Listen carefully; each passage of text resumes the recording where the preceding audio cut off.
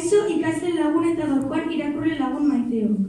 Irakurketa txoko honi irekiera emateko Larrauzko eskolako ikasle irakasleak elkartu gara. Eta estreinatzeko nola ez irakurketatxo bat prestatu dugu. Bazen behin bazterrean liburutxo bat, triste eta izilan bizi zen liburu txiki bat, eta txarrena zera zen, liburu eskolako bazter batean aurkitzen zela, izenik ere ez zeukan txoko batean. Liburuari txiki-txikitako gongoetak zetozkien burura. Gurasoek beraien ume txiki gozo-gozoak kontatzen zizkieten egunak, irakasleek ikasleek kontatutako historiak eta hainbat. Liburuak oraindik senti zezakeen esku beroen artean igarotzen zituen egunak. Bere buruari zentzua hartu nahian, zera bururatu zitzaion. Ametsetako tokia berreskuratu beharra zegoen, baina nola?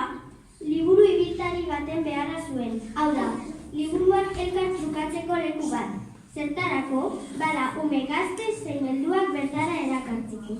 Ez dakigu nola edo zergatik, baina hurrengo egunean bertan zegoen liburu ibiltaria. Batek hartu besteak utzi 1, 2, 3, 4, 5 eta 100 arte liburu zituen jadanik txokoak. Liburu batzuk umeek ekarri zituzten, eta beraiekin poza, algara, maitasuna eta bizitasuna heldu zentzeko bazterrera. Eta ordutik aurrera, gure liburu bakarria ezen gehiago bakarri sentitu. 100 libururen artean bizitzaz gain, bere inguruan beti ume, gazte edo norbait izaten baitzuen kontu kontari. Ala bazan edo ez bazan, zan dadila kalabazan eta atera dadila gure eskolako plazan.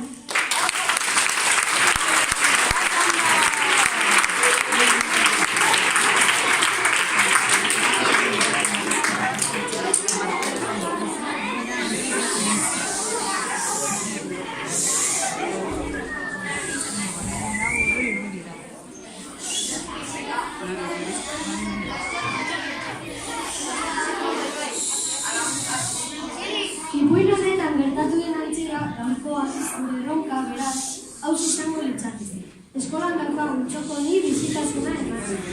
Horretarako jadanik etxetik ekarritako liburuei esker eta aurrerantzean ekartzen joango garenei esker, baztertxo hau irakurleontzako txoko eroso eta gozo bilakatu nahi du. Hementxe eskolako partaidak irakurtzen egon gaitezke, eta ahalik eta erabilpen egokiena ematen saiatuko gara.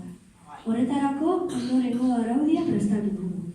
Lehenengo, irakurketa txokoan gehienez 10 lagun elkartuko gara. Zaintzaile 2 eta 8 lagun.